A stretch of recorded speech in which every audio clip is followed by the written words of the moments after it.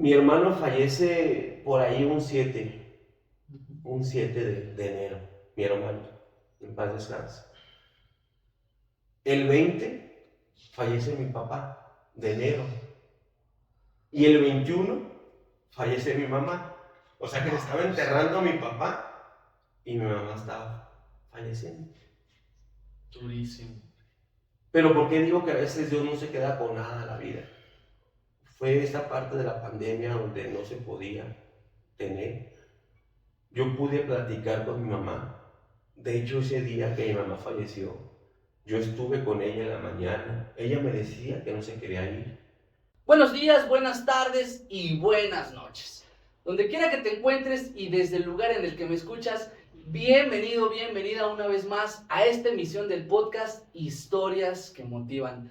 Como cada miércoles te vamos a contar una historia de vida bastante interesante y para eso traemos al protagonista de esta historia, a este personaje que a lo mejor lo ves muy tranquilito, muy seriecito, pero que trae, una experiencia de vida fantástica. Él nos va a compartir esa historia jugosa que muchos de nosotros anhelamos escuchar cada miércoles. Historias que nos inspiren, que nos motiven y que nos lleven a ser mejor persona cada día, a saber servir y a saber ser útil para los demás. Porque dicen que aquellos que no viven para servir, no sirven para vivir. Y digno ejemplo traemos hoy a nuestro invitado del día. Él es Aurelio Guzmán y nos va a compartir un testimonio de verdad. Disfrútenlo. Ayúdenos a compartir esta transmisión con esas personas que tú sabes que le puede servir este mensaje. Coméntanos, deja tu like, suscríbete al canal y haz todo aquello que todo el mundo dice, pero al revés. Porque no te dejes llevar por la corriente. Y recuerda que eres protagonista de tu propia historia. Bienvenido, Aure, ¿cómo estás? Muy bien, Jesús, muchísimas gracias por la invitación, te agradezco.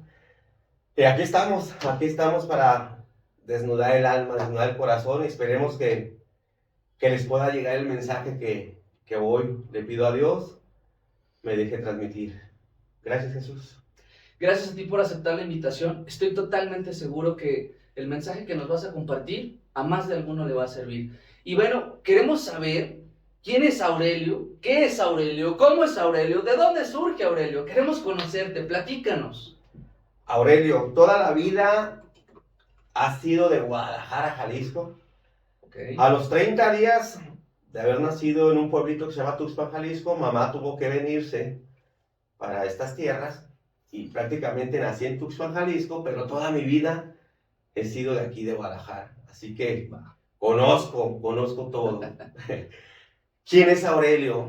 Creo que una persona resiliente, una persona que ha luchado, que muchas veces se ha caído, que sigue equivocándose, pero que está convencido que siempre hay una oportunidad de levantarse, de seguir adelante y de dejar un legado, que es algo para mí muy importante. Yo quiero que el día de mañana me recuerden como el Aurelio que hizo algo positivo, a pesar de que en algún momento anduvo en lo malo, en el lodo, sucio.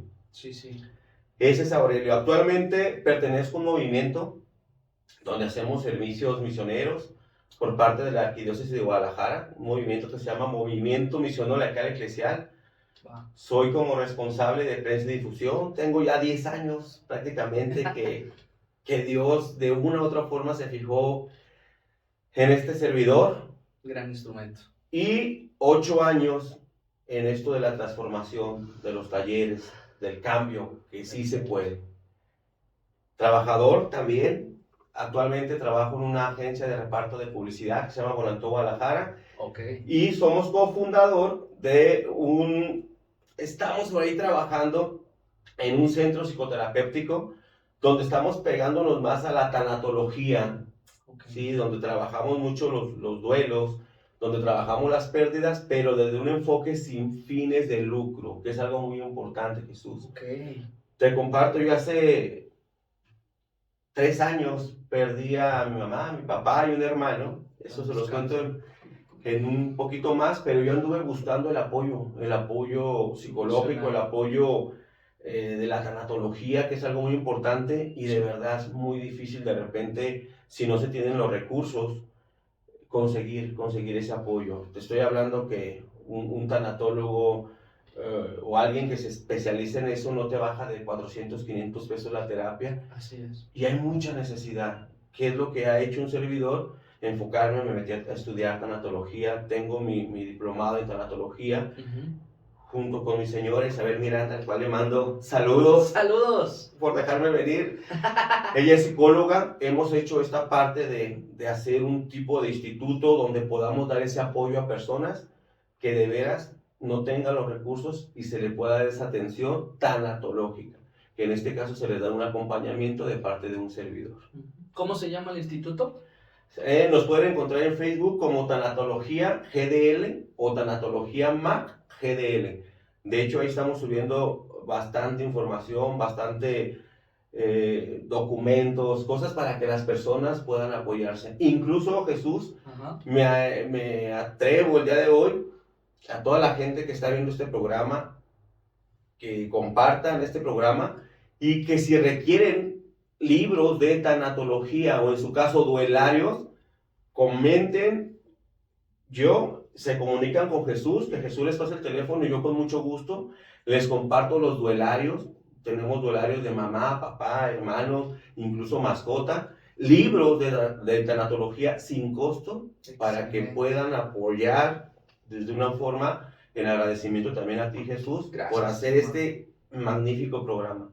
Gracias. Y yo creo que la gente lo va a valorar demasiado y precisamente no les cuesta nada. Eso es lo importante. Me cuesta aún buscar y pedir la ayuda. Manden su mensaje y con todo gusto les haremos llegar esta información. Así es. Actualmente, Jesús, te comparto, estoy en un proceso de reconstrucción, así lo quiero llamar. Hace 10 años lo compartía, cambió mi vida por completo.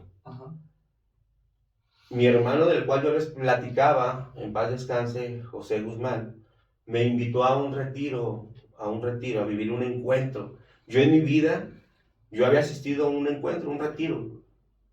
Era creyente, era católico ahora sí que por herencia, porque de repente nuestras mamás o nuestros familiares nos dicen, ahí va. Lo inculcan. Nos lo inculcan, pero yo jamás iba a misa, jamás me acercaba a nada de lo que tenía que ver con la religión.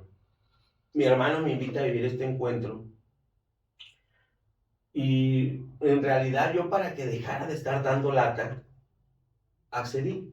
Más de 1 año y medio me estuvo ahí invitando para que fuera y decidí ir. Para ese tiempo, Jesús, yo tenía una relación con la mamá de mis hijos en ese tiempo, de 14 años. 14 años donde en realidad yo me junté muy chico, a los 17 años yo ya era papá, a los 17 años. Pequeño. Entonces, 14 años, a los 30 y pico, me invitan a vivir este encuentro y yo no lo ocupaba, este encuentro. En ese momento yo lo decía, mi vida era perfecta, Jesús. A mí mi vida era perfecta porque tenía un buen trabajo, ganaba muy bien, era mi propio jefe. Siempre me ha gustado el fútbol. Ahí en el Rosario Tonalá, donde por un tiempo viví, prácticamente más de 20 años, pues había una selección de fútbol donde invitaban a los buenos a ese equipo y yo era parte de esa selección. O sea, mi vida era perfecta, podía andar con quien yo quisiera, aún estando yo juntado, casado, yo andaba con quien yo quisiera. Yo era el rey del mundo, así me creí en ese momento. ¿Por qué? Porque yo decía a mis hijos, nunca les falta nada, tienen todo, tienen dinero, tienen cosas materiales. Yo nunca tuve a mi papá, no es excusa, nunca tuve a mi papá. Entonces, a mí nadie me enseñó, nadie me dijo. De hecho, yo siempre decía, si yo hubiera tenido una figura paterna o materna que me dijeran, espérate, estás muy chavo para que te juntes, pues a lo mejor lo hubiera hecho. A mí nadie me dijo nada, yo pensé que era normal. Entonces, no te pusieron el freno. Sí, no. De hecho, para mí fue algo nuevo incluso. Venga. Y llega ese momento donde a los 17 años yo ya soy papá. A los 18, ahora sí a trabajar porque no teníamos incluso ni para la leche. Entonces empieza ese crecimiento donde me empieza a ir muy bien, muy bien, muy bien, muy bien. A la edad que me invitan al encuentro, pues yo ya estaba en una posición económica muy bien, gracias a Dios. Ahora lo digo. Eh, pero desde la parte relación hacia con los hijos, de efectividad, de amor, pues estaba muy mal. Voy a vivir ese encuentro, ese retiro y me doy cuenta que todo lo que había hecho como esposo y como padre de familia, la verdad era, perdón la palabra, pero una basura yo como persona. Okay. Muchas veces llegué a sobajar a la mamá de mis hijos, muchas veces llegué a decirle que ella sin mí no era nada, muchas veces llegué a hacer que se sintiera mal, muy, muy mal. Y llega ese momento de que me invitan, voy, lo vivo. Durante el encuentro, durante las dinámicas, durante los temas, me doy cuenta que la estaba regando. Salgo de ese encuentro, Jesús, salgo de ese encuentro motivado, queriendo hacer las cosas bien. Mi sueño como hombre, no sé si estoy mal o bien, porque yo veo que muchas veces las mujeres tienen ese sueño de casarse y llegar a la iglesia.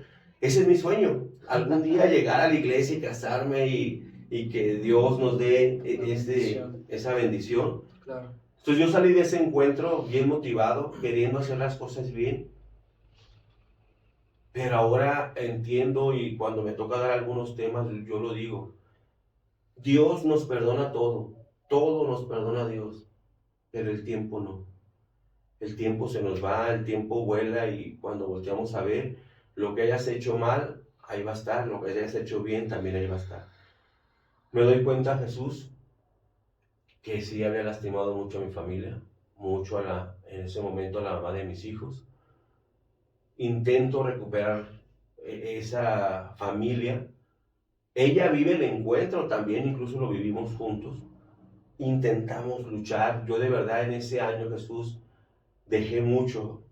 Dejé de tomar, dejé de, incluso de juntarme, dejé de ir a jugar fútbol porque donde de repente me invitaban, pues era después del partidito. Mucha chela, claro. Dejé de muchas cosas porque en realidad yo quería recuperar mi familia, yo quería recuperar mi matrimonio, yo quería y me veía con esa familia feliz.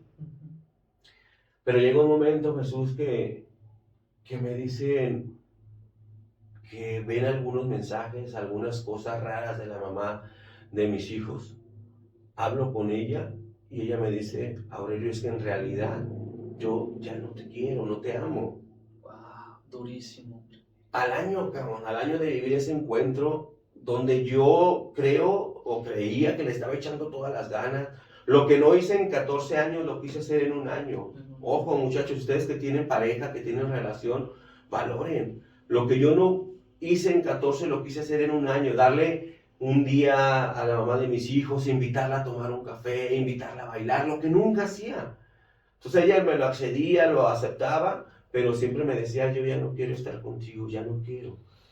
Llega un momento, recuerdo bien, Jesús, Jueves Santos, y recibo una llamada donde me dice que ella se va de la casa, donde me dice que quiere el divorcio y que de verdad ya no quiere estar conmigo, que ha visto algunos cambios en mí, pero que no me ama. Entonces para mí fue un golpe muy fuerte porque ella ya había conseguido por medio de las redes sociales una relación, donde empezó una relación con una persona donde ya se iban a ver. Y yo recuerdo muy bien, Jesús, que le comenté, "Mira, si tú vas a ver a esa persona, si tú realmente te vas de la casa, va a ser un parteaguas, piénsalo bien". Habíamos decidido previamente, Jesús, que íbamos a respetar lo que los niños hicieran, nuestros hijos. En ese momento mi niña, la más grande, pues tenía 14 años, mi otro hijo tenía 11 y el más pequeño tenía 7.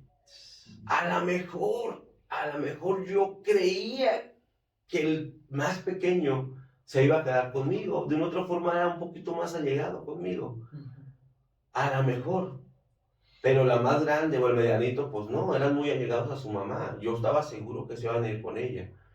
Cuando ella dice que se va a ir de la casa, le digo, ¿sabes qué? Pues vamos a hablar con los niños, vamos a preguntarles Y así se hace Jesús. Pasamos a la más grande y mi sorpresa fue que dijo, yo me quiero quedar con mi papá. Sorpresa. Pasamos al medianito y dice, yo me quiero quedar con mi papá. Y obviamente pasamos al más pequeño y dice, yo me quedo con mi papá. En ese momento, Jesús, de verdad yo sentí una lucecita, una esperanza que dije, no se va a ir, Claro. no se va a ir. Y no, efectivamente se fue. Al siguiente día sacó las cosas, se fue y bueno, prácticamente un año no supimos de ella. Creo que ahí fue un parteaguas porque yo estaba muy enojado con Dios, con la vida. Le reclamé bastante porque cómo era justo, cómo era posible. Yo le decía, es que, perdón la palabra, pero yo le decía, es que no jodas, no chingues. Claro. Perdón, o sea, un año estás viendo que estoy cambiando, que dejé vicios, que dejé cosas, que le estoy echando todas las ganas y me pasa esto. Sales con O sea, esto. tú estás viendo todo lo que estoy luchando y aún así permites que se vaya.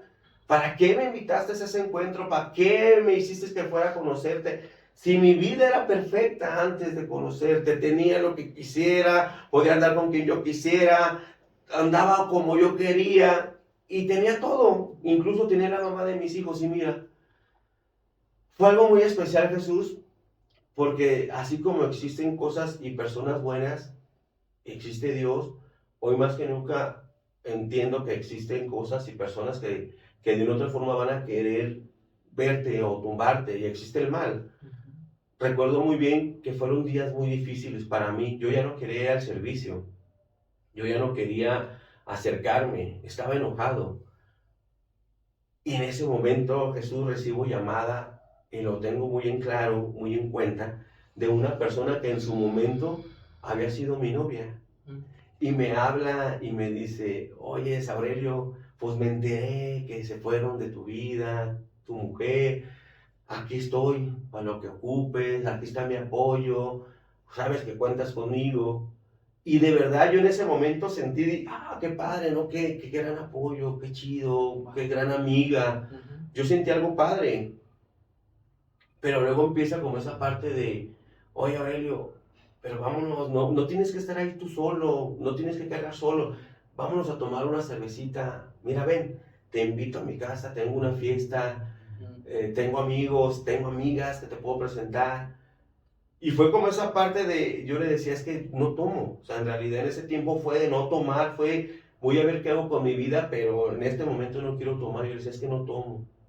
Y me empezó esa parte de que para mí que por eso te dejó, para mí que ya te volviste del otro bando, para mí que no, fue como atacarme. Si de veras eres hombrecito, ven a mi casa y demuéstramelo, necesito.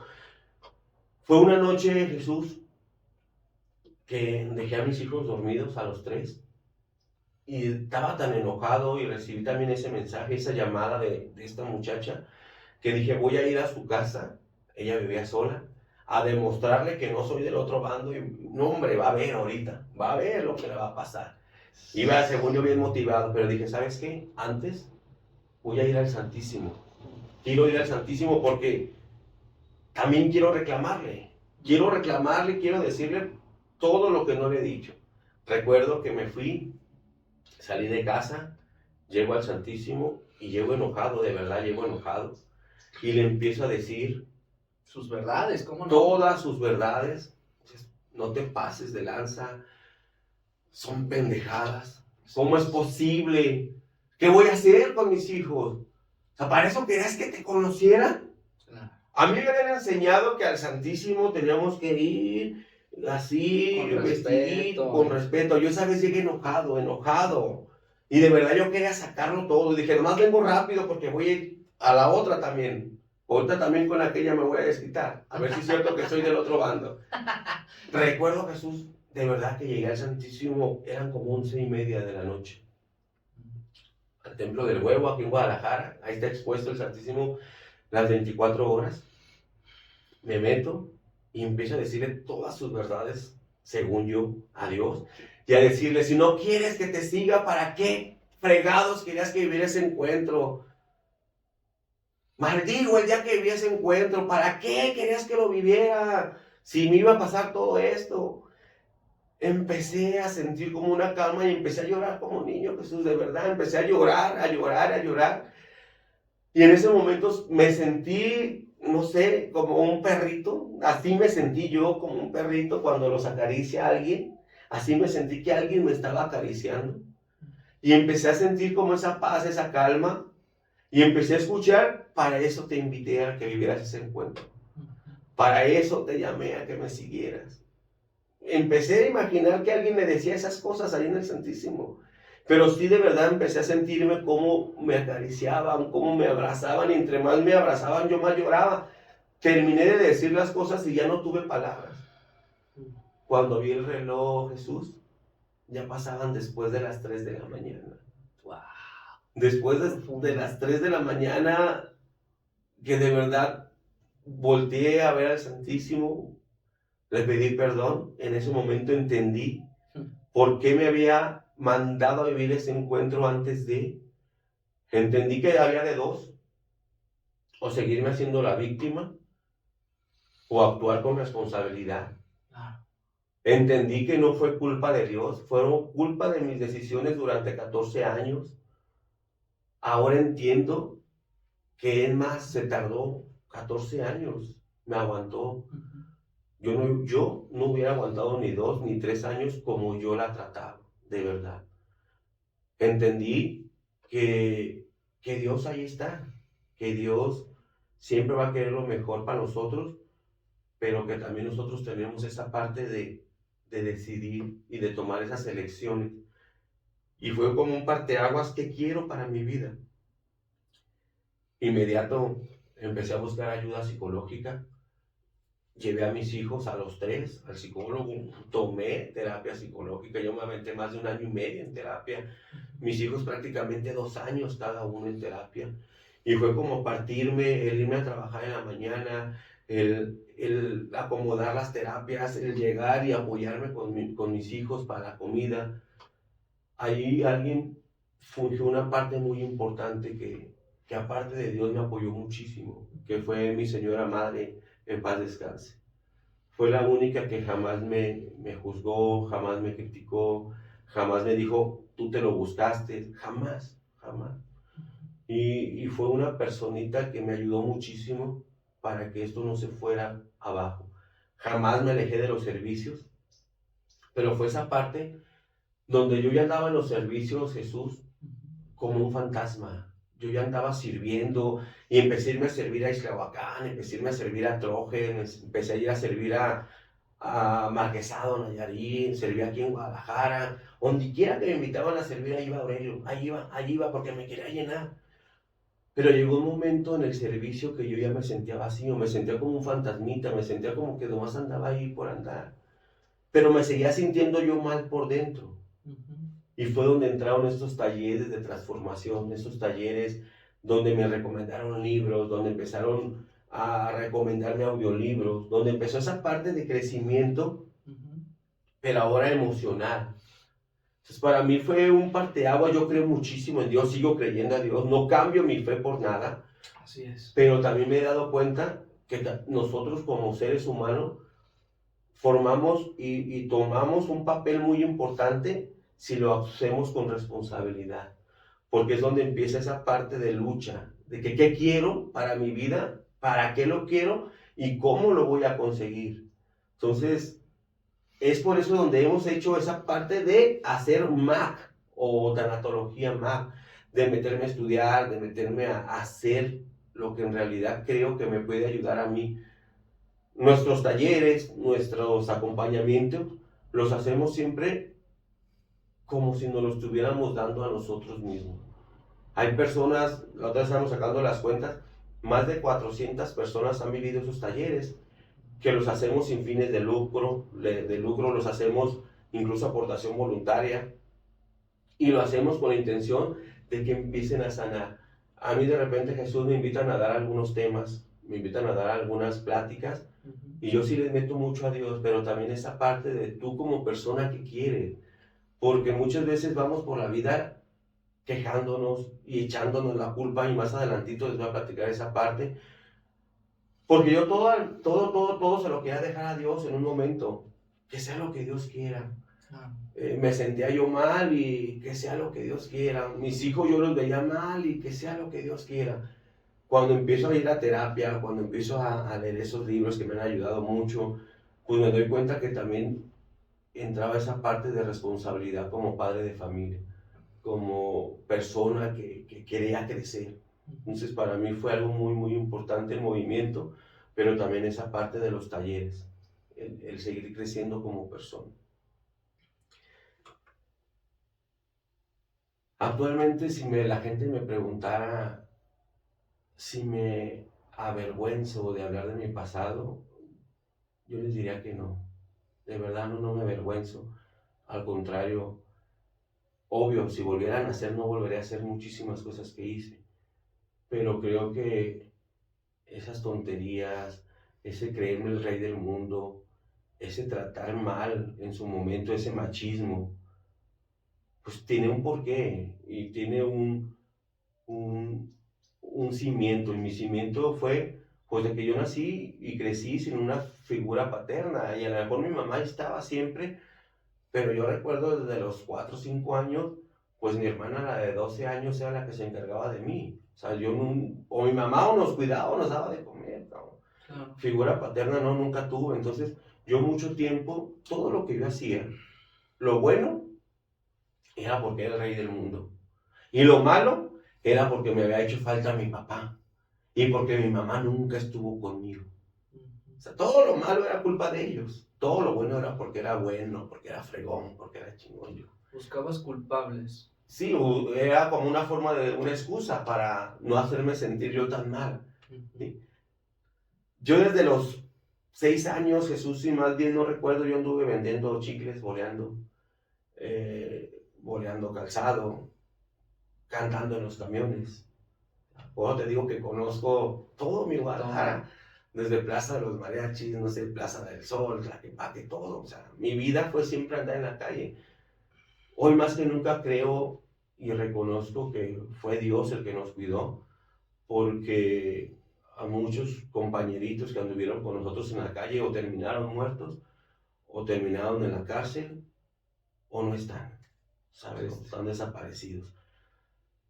Pero para mí fue algo muy importante el tomar conciencia y el hacerme responsable de que mamá y papá en su momento me dieron pues lo que ellos podían darme. Yo a mi papá lo conocí hasta los 25 o 26 años, conocí a mi papá, pude platicar con él. Y a mi mamá muchísimo tiempo, aunque ella siempre estuvo conmigo, pues yo la veía como una figura muy buena, como lo mejor del mundo. Y el ir a terapia fue darme cuenta que no, también tuvo sus errores mi mamá. Muchos errores, y que esas heridas que yo tuve desde la infancia las quería suplir en su momento, sintiéndome el rey del mundo. Llega un momento que las personas que no tenemos nada, y en algún momento llegamos a tener y no estamos trabajados mental, física y espiritualmente, nos perdemos. Esa es la importancia de trabajar esas. Yo siempre he dicho que nosotros somos tridimensionales, mente, alma y espíritu. Tenemos que tener esa tridimensionalidad equilibrada, ni tan espirituales, ni tan mentales, ni tan físicos. Tenemos que tener esa parte equilibrada para poder tener una armonía. Bueno, sí. Entonces, para mí sí ha sido estos 10 años de mi vida algo muy, muy importante, porque ha sido de mucho crecimiento, de mucho crecimiento.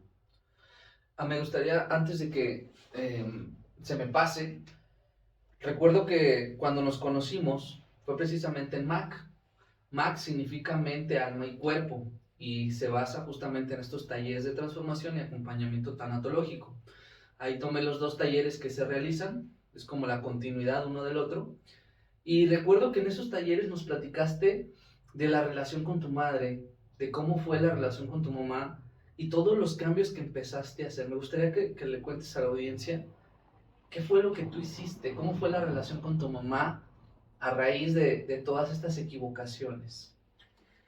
Yo y mi mamá la tenía en un plano como la mamá excelente, la mamá ejemplar, porque una persona sin saber leer ni escribir, que se viene de su pueblo, de Tuxpan, Jalisco, con 9 hijos, y andar durmiendo en los portales, en la calle, pues para mí era una super mamá. O sea, yo no podía ver algo mal en ella, ¿sí?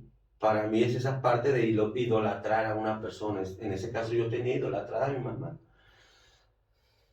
Me chocaba mucho la idea de yo no poder abrazar a mi mamá y darle un beso y decirle, mami, te quiero, mi viejita, te amo, podérmela llevar. Y había algo que me lo impedía. Yo sabía que la quería mucho, yo la apoyaba económicamente, yo le daba para su medicamento, lo que ella necesitaba, me lo solicitaba, me lo pedía, y era algo que me hacía sentir mucho, muy bien, porque a pesar de que yo era de los más chicos de todos sus hijos, ella siempre tuvo una relación muy cercana conmigo y de mucha confianza. A mí me solicitaba muchas cosas y se lo agradecía. Pero a mí me chocaba, Jesús, esa parte de no poder abrazar a mi mamá, de decirle, mamá, te amo mucho. No, no me nacía. Yo creía que también dándole la medicina, dándole su dinerito, dándole, pues ya. Cuando vivo esos talleres de transformación, me doy cuenta, Jesús, que traía cosas guardadas contra mi mamá. Cosas cañonas. Que por esa idolatría que yo tenía hacia mi mamá no me permitía ver o no las quería tocar porque yo tenía miedo de lastimarla. ¿Y cómo yo iba a lastimar a mi mamá, esa mujer que no sabía leer ni escribir, que se había venido con 9 hijos? ¿Cómo iba a lastimar? Para mí era como iba a ser el hijo malo si yo siempre había sido el hijo bueno. Pero me doy cuenta que hay momentos en la vida que tenemos que soltar lo que no nos corresponde. Y entonces, en uno de los talleres, yo me doy cuenta que una de las heridas que traía hacia con mi mamá fue de mi infancia. Y te la cuento, oh Jesús. Tendré yo 6, 7 años. Y mi mamá sí trabajaba. Ella lavaba ropa, planchaba. Pero no le ajustaba. Y a la hora de que no le ajustaba nos mandaba a vender chicles. O nos mandaba a pedirle un taco a la vecina. Y en esa ocasión recuerdo que mi mamá dice, oye, Aurelio y Modesto, mi hermano Modesto es 2 años más grande que yo, ocupo que se vayan y me consigan 5 pesos cada uno, 5 pesos. Ok, mamá, eran 2 de la tarde, acabamos de llegar de la escuela y nos vamos a conseguir los 5 pesos de mamá. 6 años, mi hermano 8 años, somos unos niños. En ese tiempo vivíamos allá para el Parque de la Solidaridad, para la colonia San Joaquín. Nos subimos, conseguimos los 5 pesos, como a las 6 de la tarde ya los traíamos. Pero vamos caminando y vemos unas maquinitas. 6 y 8 años, imagínense. ¿Qué hacemos? Pues nos ponemos a jugar. Y siempre yo era bien vicioso en las maquinitas, vicioso. Con 1 peso, con 2, yo podía durar 1 o 2 horas. O sea, era muy bueno para las maquinitas. Entonces nos ponemos a jugar mi hermano y yo, y nos ponemos a jugar. Cuando vemos la hora, Jesús, casi las 9 de la noche. Chingas, tacos. Y no con los 5 pesos, con 3 pesos. Entonces fue como ese miedo de chin, nos va a regañar porque ya es noche y va a estar preocupada porque ya es noche. Y efectivamente intentamos conseguir los 5 pesos y no pudimos. No pudimos. Llegamos a casa y sí, efectivamente, mamá estaba con un semblante de preocupación. ¿Dónde estaban? ¿Por qué llegan hasta esta hora? Pero en un instante Jesús se les transformó y le salió el enojo. Seguramente andaban en las maquinitas, hijos de la no sé por cuál, y nos empezó a regañar. Y en ese momento, ¿cuánto trajeron? 3 pesos. Yo les dije 5. pero nomás tenemos 3. Es que no nos daban, no nos querían comprar, es que no, andaban en las maquinitas y no andábamos. Agarra a mi hermano el más grande y le pone una chinga, se lo chinga, le dio 3, 4 fajazos. Claro. Y mi hermano dijo, no andábamos y no lo sacaron de ahí. ¿Sí? Está bien, órale, se lo chingó, vámonos. Mamá, mi mamá, la persona en la cual yo debería de creer y confiar, me dice, ven para acá, Ore. Mira, hijo, si tú me dices la verdad, no te voy a pegar, no te voy a hacer nada, pero quiero que me digas la verdad. Un niño de 6 años, lo menos que espera es que una figura tan importante lo traicione. Así es.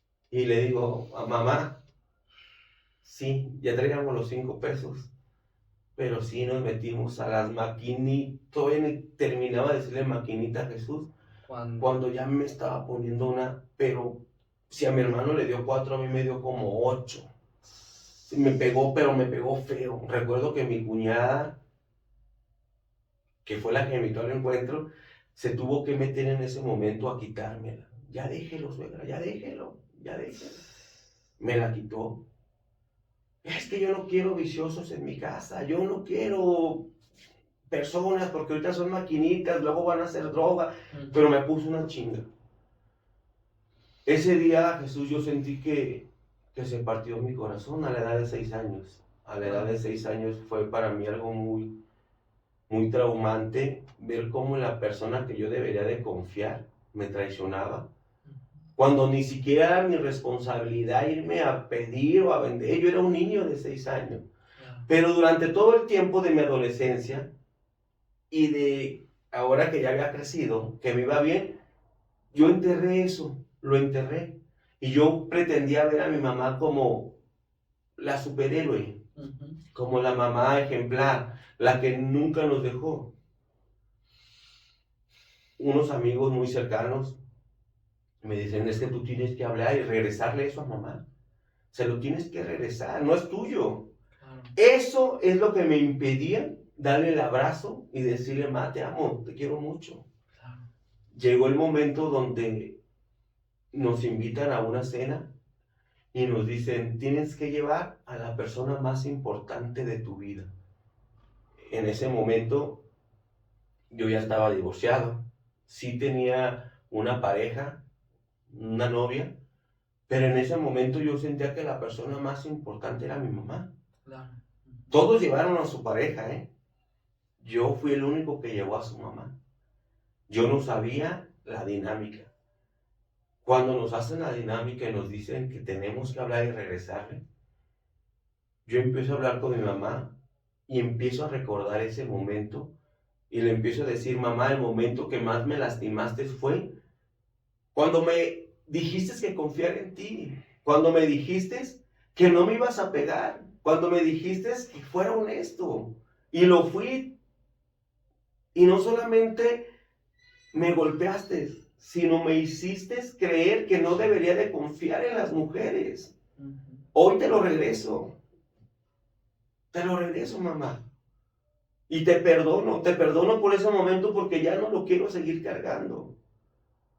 Hoy te perdono, mamá, porque entiendo ahora que no era mi responsabilidad irme a vender chicles, no era mi responsabilidad irme a pedir un taco, no era mi responsabilidad regresarme del kinder solito a la escuela, a la casa. Pero te perdono, te entiendo, mamá, mas no te quiero justificar, por eso te lo quiero regresar.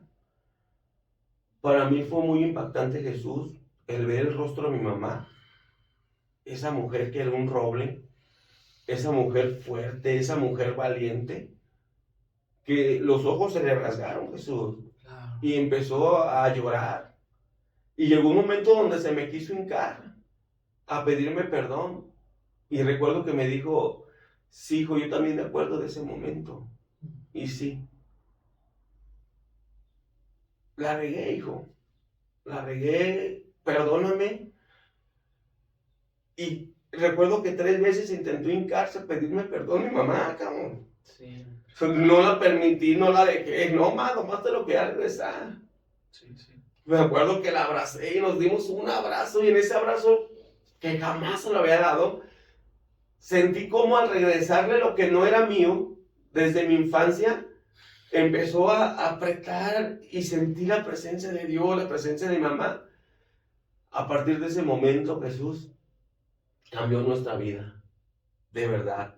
Pude llevármela a la playa, pude llevármela a Mazamitla, tengo una foto con ella ahí con los tigres, pude llevármela a los Guachimontones, le encantaba a los pescados, a la presa de Valencia, a la presa de Zapotlanejo, a las carnitas de Tepa. O sea, mi mamá ya todos los domingos, los sábados andaba conmigo, éramos un compa más.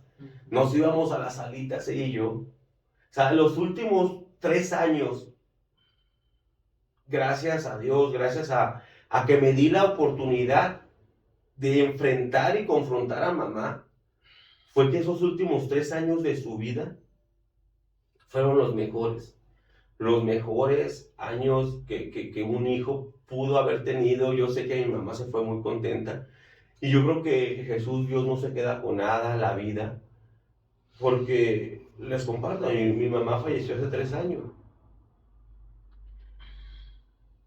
Mi hermano fallece por ahí un 7 de enero, mi hermano, en paz descanse. El 20 fallece mi papá, de enero. Y el 21 fallece mi mamá.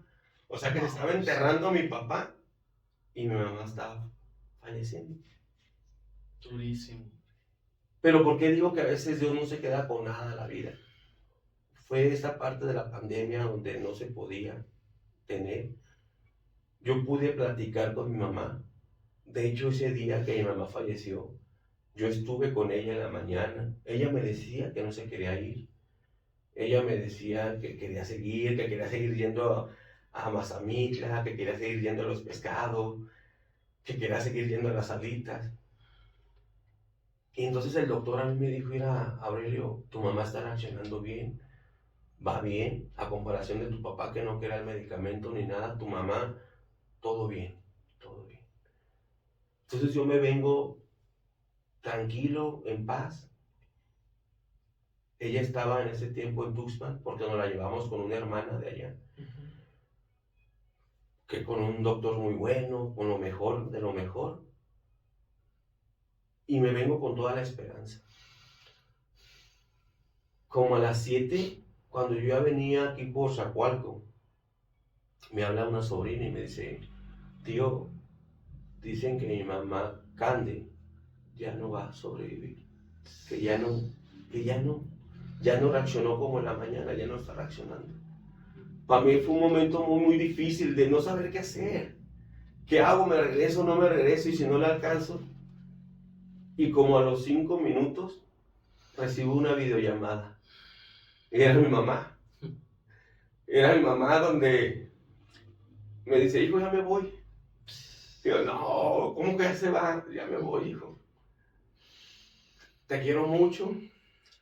Gracias por todo tu cambio. Gracias por todo lo que me brindaste.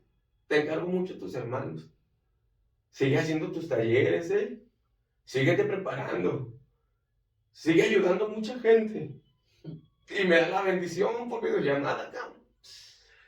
De hecho, me tuve que parar a un lado de la carretera. Sí. Y me bajo y me da la bendición. A los 5 minutos recibo la llamada y me dicen: mamá Cande ya falleció. Se fue. Para mí fue un regalo de Dios, de la vida, de mi mamá, el que ella me haya podido dar esa bendición. Sí. El que ella me haya podido decir: te quiero mucho, sigue haciendo tus talleres, sigue ayudando a mucha gente. Ella siempre que se enteraba que íbamos a tener taller, que íbamos a ir a un taller, se esmeraba, me hablaba, me daba la bendición. Hijo, acuérdate que mucha gente, o sea, siempre me daba ese ánimo, ese apoyo. Para mí fue un momento muy difícil, muy, muy difícil.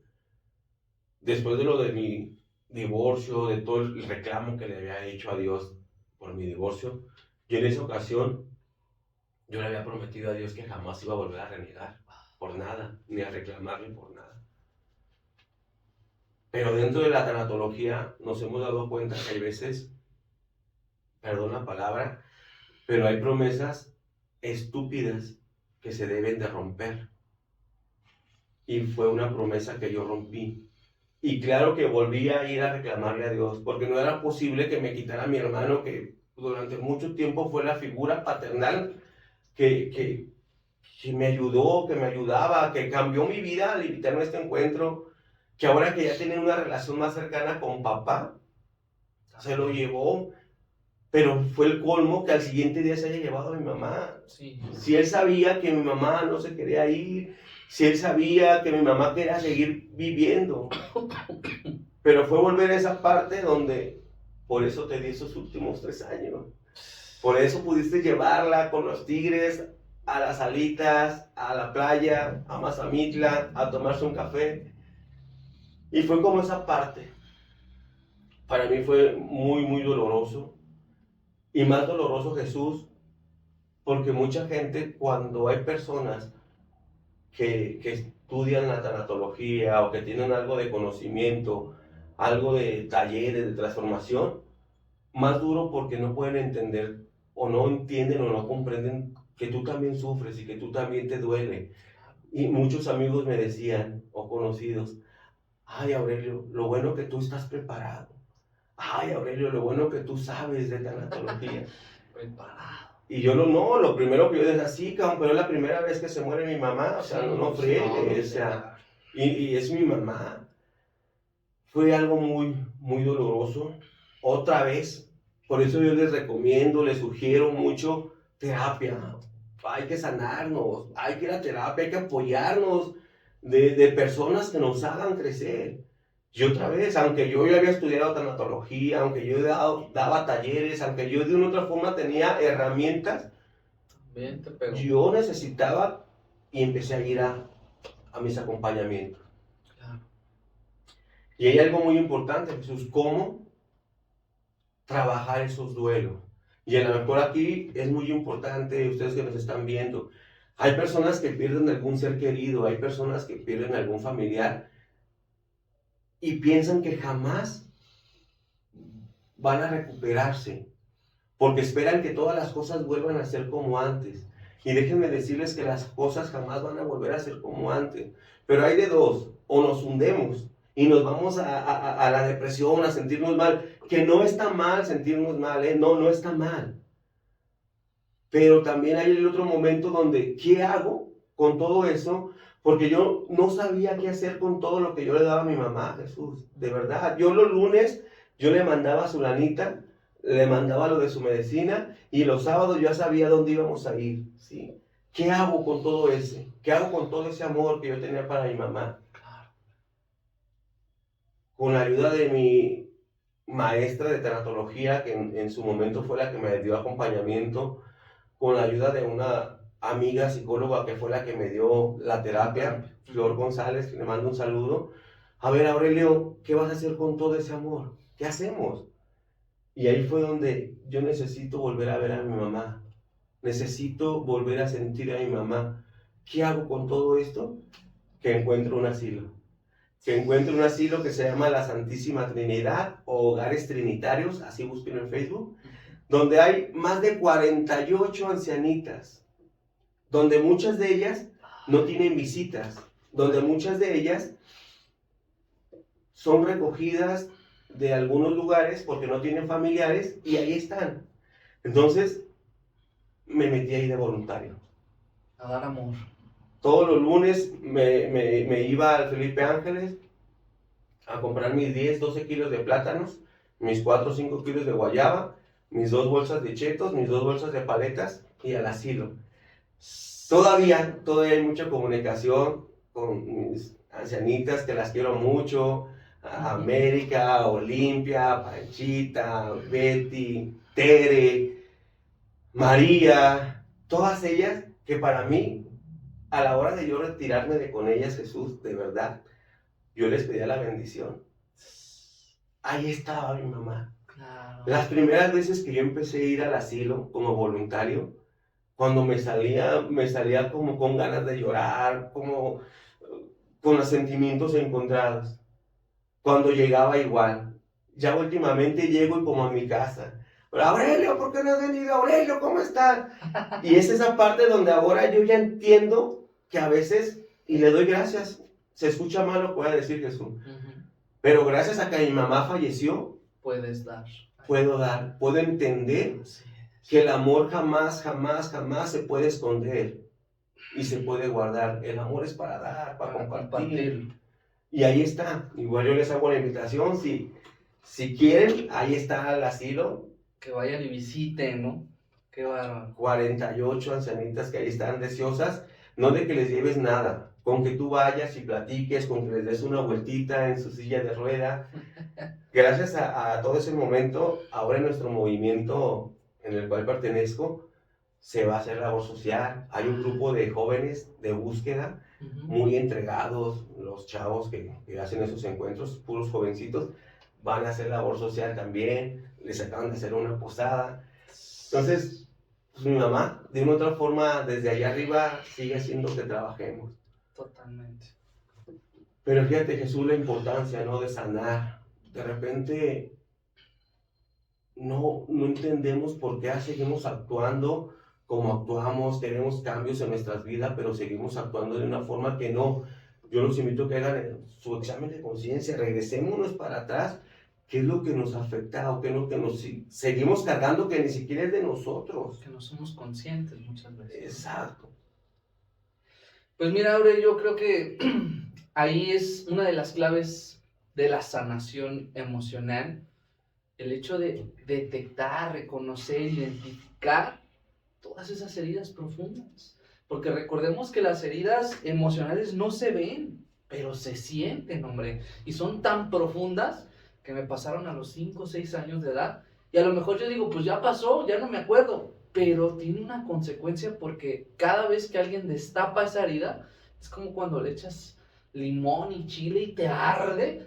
Pero no es porque la herida ya esté abierta, sino que se vuelve a abrir, ya estuvo abierta y la volvemos a revivir. Importante lo que nos sugieres, ¿no?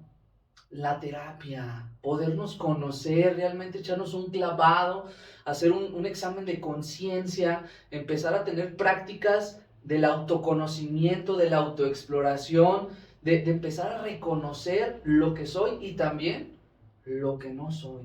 Que fue algo que a ti te ayudó, te sirvió y que con tu historia, vamos, seguramente mucha gente va a decir, ¿cómo es posible superar 3 pérdidas continuas, no? En menos de un mes, vamos, eso es complicadísimo. Hoy, Aurelio les comparte, Aurelio, que es posible sanar. Y precisamente, Jesús, por eso es que estamos en el proceso de hacer tanatología MAC, para apoyar. Sabemos que hay mucha necesidad, sabemos que hay mucha gente que requiere apoyo. A veces sí, sabemos que no, los recursos no nos dan, pero siempre hay, yo he visto programas tuyos de invitados anteriores, Jesús, que de verdad mi respeto, o sea, es posible. Así es. Y no crean lo que nosotros les decimos, o sea, cada uno de ustedes tiene una historia, cada uno de ustedes tiene un sueño, un anhelo, pero también cada uno de ustedes saben lo que decía Jesús, qué pueden y qué no pueden, el quitarnos máscaras. Y a veces yo veo, Jesús, qué es lo que duele.